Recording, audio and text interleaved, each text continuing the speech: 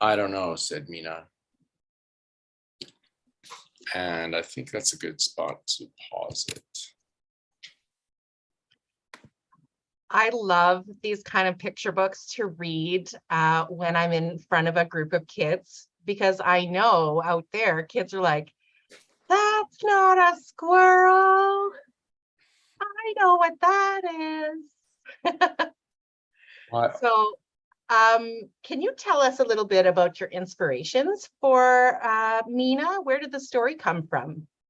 The story came from a bunch of different places, but I wrote it during the lockdowns, and I was thinking a lot about our bubbles, who we let into our bubbles and who we don't let into our bubbles. And I think, I think the idea was I think it started there. I wasn't really thinking about it. It was something I just realized after I wrote the book. I was like, oh, that's a lot like what the last 2 years was like. But it was also about my relationship with my father. Sometimes I would see him make mistakes. And, I'd be like, are you sure that's what you should do? And he's like, yes, this is exactly, my dad was a bit of a mad scientist. He was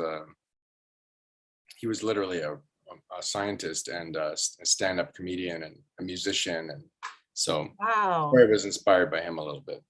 Well, that's one of the questions I was wondering, because the parent-child role in this storybook, usually in picture books, parents know everything and they're always right. And this one, it seems like, sometimes parents make some unwise decisions. Yeah, I think that's I don't recognize that. I think in a lot of picture books, there's always perfect parents and perfect families. And I think that's nice and that's lovely. If your family's perfect, I'm happy for you. But I think there's a lot of like flawed parents and flawed people. And I think that's fine. And I think it's good fuel for stories. Absolutely. And in fact, there's a piece of the picture book that I find acknowledges that children sometimes have anxiety too.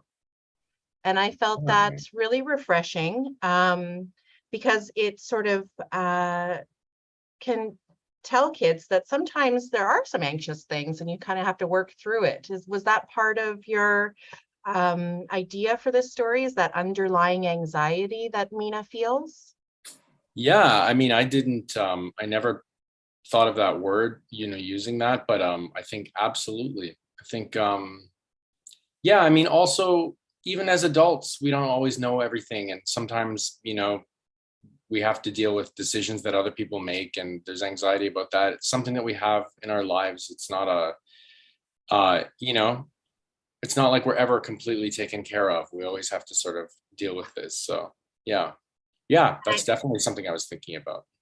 And since you wrote it during the pandemic, and I know a lot of kids out there had some anxiety during that time. They had to stay home from school and all sorts of stuff like that. So it's good to acknowledge that sort of anxiety that you can feel, and that everyone feels that.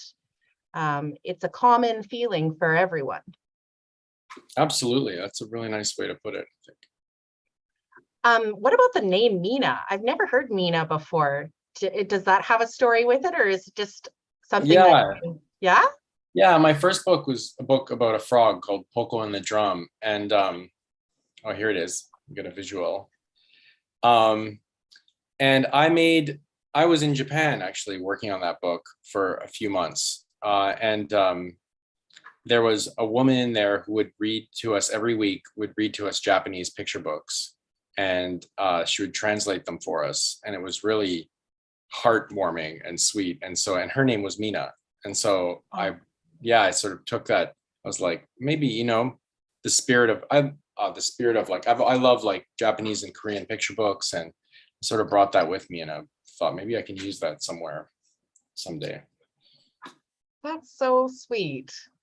Does she know that you've named a book after her? Yes, I keep sending her.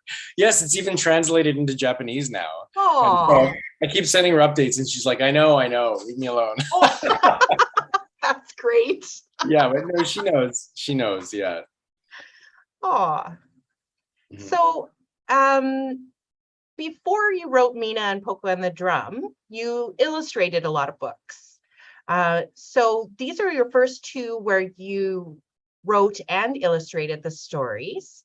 So when you start imagining these stories, do you think in pictures or in words? What's your process like? Yeah, well, I started as an illustrator, like you said, so definitely was thinking pictorially. I did a book with Lemony Snicket that you have behind you, and a book with Ah, I Kate, love that book. yeah, and a book with Kate Messner and Kirsten Hall, some really great writers.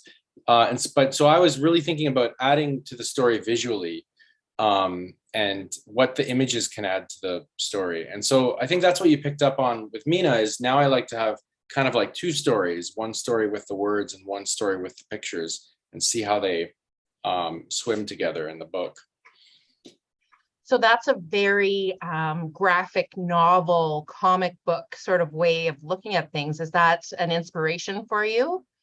For sure, yeah. My first two books were comic books that I wrote, and yeah, and my first love was comic books. I love graphic novels and comics. So yeah, always thinking about how to tell stories sequentially with images. Yeah. And I always like to look at a picture book without the words first. I go through and look at all the pictures, and then I go and read it and layer that on, just because they both just tell different stories sometimes. Mm, Um, interesting. and this Mina was so wonderful because is it painting that you do? Is that your process? Yeah, I do everything. Actually, I have a bunch of paints with me right here.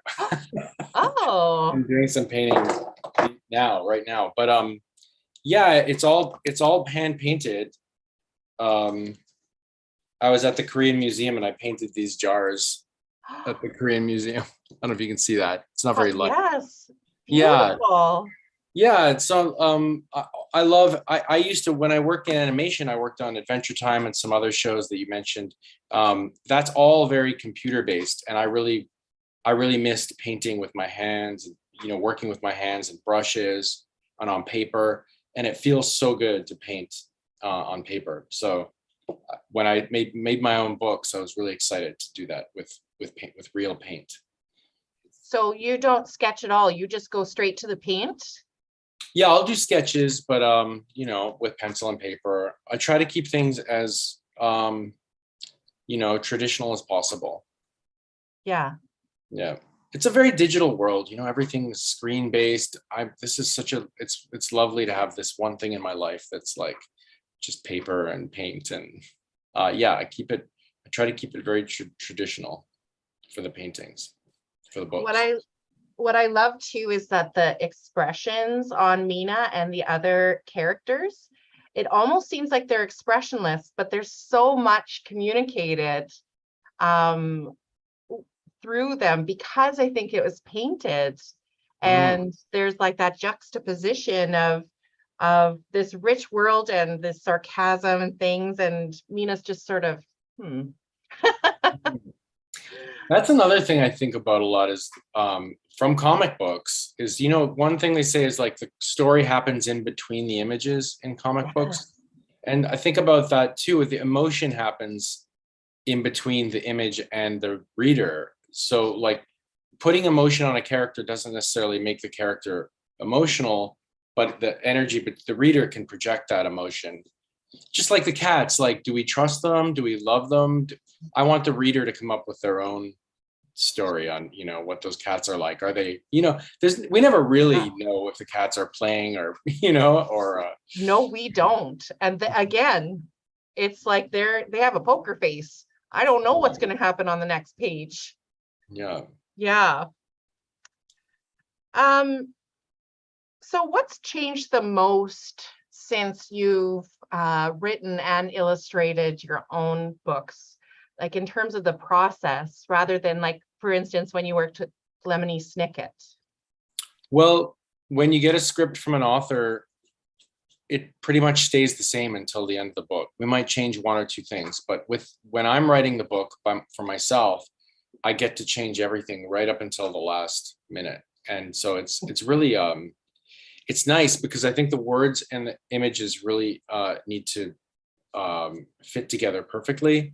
So it's really nice to be able to move things around like a puzzle until it all fits together in a way that you like. Yeah, so I really love it. I really love like being able to, move the images and the words around together like that. And to me, it's really unlocked the joy of making picture books. So then do you have in Mina, do you have a favorite picture painting that you did in that book? Yes, I love the page where the doctor is examining the cats. Oh, Yeah. why is that? I don't know. I like the scale of it. I like the humor of it. I like the dry humor of seeing them all up at these giant cats and the cats looking down at the characters. I think it's I would, and it's something about the way I work too, is I really don't know what a page is going to look like until it's finished. I try to keep it fun and loose, and I don't really know how it's going to look until it's done. And when that page was done, I remember really, really loving it as a key picture in the book. And how about when did you, since we have a lot of kids in the audience here, when did you start drawing? When did that process start for you?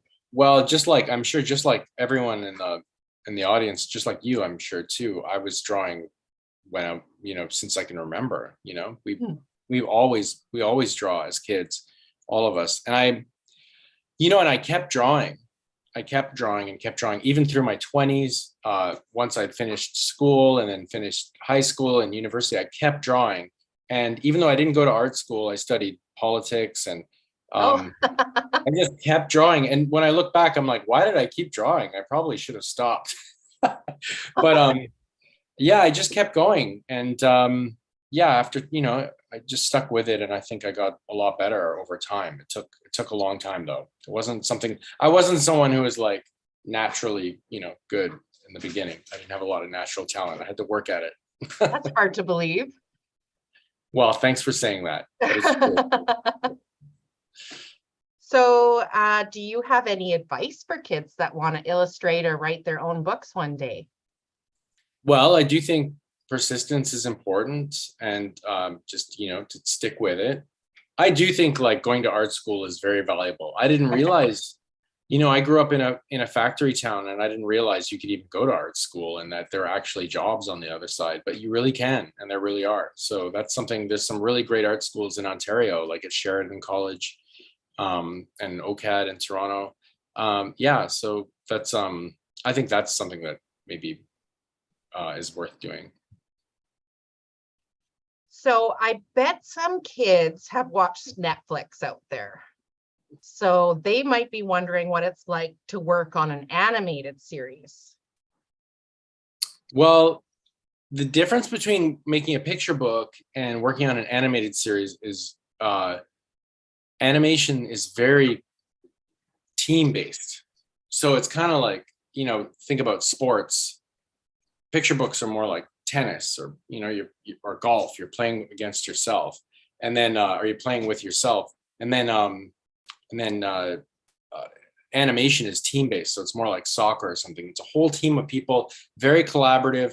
It's very fun. You work with artists you really love, and it's really exciting to work on an animated series. But just like those sports, it's very fast-paced. So it's like a lot of like moving quickly, a lot of deadlines, a lot of quick drawing. That was the thing I learned in animation, was to draw really quickly. So it's really fun. Sometimes I like to work alone, so it's really nice to work on a picture book. Sometimes I like to work on a team, so animation is wonderful for that. So is it like you see in the movies where there's like a writing room and everyone goes in and tries to figure out the right jokes? And yeah, I worked on that show called Adventure Time, and there was a storyboard room, and it was the most exciting part of the week. Was we'd go in the writing room, and the storyboard artist had been working all week to show us the story, and they would pitch the story, and it was so funny. Like, you cannot describe the laughs that we had in that room. It was so funny. It was like watching stand-up comedy. It was so fun. And then we'd all go back to our stations and work on the show all week, and then and then send it off to be animated. Well, I have some lightning round questions, if you don't mind. Okay, hit me. Okay. Favorite pizza topping? Oh, uh, okay, onion. Woo! Least favorite chore? Oh, I don't know, maybe dishes. Yeah, dishes are not fun. Best Halloween costume ever? Whoa, Incredible Hulk. Nice. Okay, favorite board game? Catan, Settlers of Catan. Yes, I love that one. Okay, now I've got some questions from the audience here. Oh, Someone great. wants to know, will Mina have a sequel? And is there any new books coming soon? Oh, yeah, I'm working on another book. And it's set in the same world as Mina, but it won't be a sequel to Mina, but it's in the same world. So yeah, there is another book coming probably next year. Awesome. Mhm. There's another question. I like drawing dinosaurs. What did you like to draw when you were a kid? Whoa, I love to, that's such a cool question. I actually love to draw birds and wildlife. I always wanted to be like a, wildlife artist when I was a kid. Mhm. Very cool. Okay, someone wants to know, did you get good grades in school? Did you like school? I actually loved school. I'm such a dork. I loved I did too. school. I loved reading. I loved all my friends at school. I was the person in high school. I joined all the clubs. I was on the sports teams. Yeah, I loved school. Of course, there were a couple classes I was never good at. Accounting, I wasn't very good at. Some No. math classes I wasn't very good at. But yeah, I still like really enjoyed it. Yeah. Do you remember some of the books that you liked as a child? Oh yeah, of course. I think Where the Wild Things Are was my favorite book. I loved everything by Mercer Mayer. Yes. Uh, Little Critters. yeah, those were really important to me. Yeah, and I think if you're Canadian, everyone reads Robert Munch. Absolutely. Yeah, no, there's so many. And now it's kind of going back now and looking at all those books again and what was important and trying to understand them. They're still popular today, I can tell you that. Yeah, Roald Dahl, everything by Oh, Roald Dahl. Charlie my and the absolute Chocolate Factory. favorite. Yeah. James and the Giant Peach. I would stay up all night reading those books. It was amazing. Did you ever read The Twits? No, I didn't. I didn't. Oh, that's a good one from Roald Dahl. It's just a short one, but they're Also, terrible, terrible people I with need to read that. monobrows and I didn't read The Witches either, which apparently is. oh, that's a great one. Now I'm selling Okay, you on some books. I've got my summer reading for me. That's right. Someone recently said, I don't know what to do. I don't know what to do about reading all these books in the summer without a librarian giving me stickers every time. I can give you stickers. We You give guys it a still little do that? sticker You still do too. that? Do you have summer reading club still? Absolutely. And kids, Okay. please sign up at Idea Exchange for summer reading this year. We've got stickers, we've got prizes, we've got all sorts of programs and events. We love it. Okay, I'm gonna come in and get my sticker when I finish reading The Twits. Absolutely. I'll hold you to it. Yeah. Okay, I've got some more questions from the audience. Do you like animals and do you have any pets? I love animals. I don't have any pets right now because I'm traveling so much, but I used to have a pet dog for a long time. She was the light of my life. Oh. Yeah. And I do dog sit for my neighbors all the time. So yes, love dogs. Okay. Oh, do you watch cartoons? Do you have a favorite? Wow. Yeah, I do. Well, my friends all work on a show called Summer Camp Island, which is on HBO Max, and that's a really fun show. It's really well written and funny.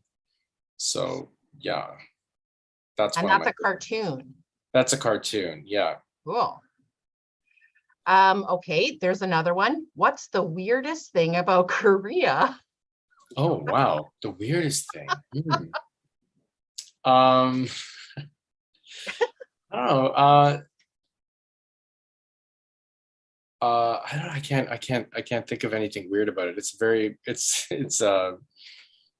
I'll come back to that question. Okay. Let's see here. Oh, I know what the weird thing is. Oh, Okay. okay. So whenever you go to a restaurant,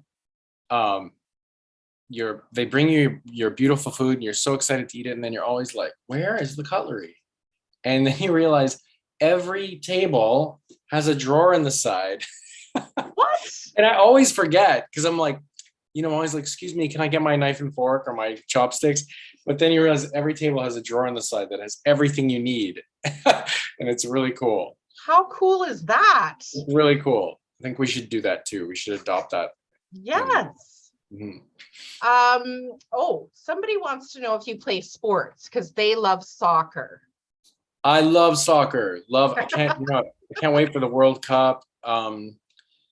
Yeah, I played soccer my whole life. Like I grew up in England actually, and I played a lot of soccer. And but now that I'm older, I still do a lot of sports to stay active. Like I'm in Korea doing this cycling trip, so I was cycling across, so that's really fun. I mean, it's less of a sport because I do it very slowly, so it's not really sport. Yeah. They want to know if they play soccer in Korea. Yes, they have an amazing team. The Korean team is amazing. They had the World Cup here in 2002, I think, and it was and the country is obsessed with soccer. Yeah. So cool. Well, I always root for the Korean team in World Cup. I think they're such an amazing team. They have so much heart. Wow. Oh my gosh. Where would you like to go that you haven't visited? Oh, all the my questions. goodness. You know where I haven't gone? And I'm actually Italian. My dad's from Naples. Yeah, I've been to Italy. I went once very, very quickly, but I really want to go to Italy properly. I just watched that whole Stanley Tucci show on Finding Italy. Too. And I want to eat pasta for like a Everything. month until I can't stand up. It looked so amazing. So amazing. I've only been want to dress like Stanley Tucci. I want to yes. I want to learn to you speak gotta shave your head though. Yeah, I gotta shave my head. I'm obsessed with Italy right now. So we'll see. Maybe I'll do that one day. And I bet some kids out there like pizza. So that's where pizza came from, is Italy. Hey, so how come you don't sound English? Oh, yeah. Oh yeah, okay. Because I grew up in England, but I moved to Canada when I was young. I was like 12 years old or something. And where in Canada did you live? Toronto and then near Niagara Falls. Oh, nice. Mm-hmm. Do you ever come back to Canada? Yeah, I'll be back next week. Oh, okay. Oh, okay. Someone asking if you can say something in Korean. Yes. Say, oh, 안녕하세요. 안녕하세요. That's hello. You say thank you. You say 고맙습니다. Those are the two most important things to learn in any country. Just say hello and thank you, and people will be very good to you. And sometimes, where is the toilet? Yes. 화장실 어디 가세요? Okay. One last question here. How many books have you written? Well, I made a couple comic books, but they were silent comic books. So I don't know if we should count those, but I've written 2 books. Then they're both behind you, the Mina and Poco on the Drum. Those are the 2 books I've written. Only 2. I need to get on it. I need to get to work. That's right, because these are excellent. And this one won all the awards. So make sure you take a look at this one as well as Mina. And come get it at the library and read it this summer for some stickers. That's what I'm saying. So that's all the time we have. That was so fun, Matthew. Thank you for joining us at 3:00 in the morning from Korea. We are so honored to talk to you in the middle of the night there. And it's just during the school day here. So I feel like we got to know a lot about you and your fantastic books. And I want to thank you so much. Thank you. Thanks for joining, everyone. And I hope everyone has a wonderful summer full of great books. And And it was really wonderful. Thanks for all the thoughtful questions from everyone, especially you. Yeah. All right. Bye, everyone. Okay, I'm going to sleep now.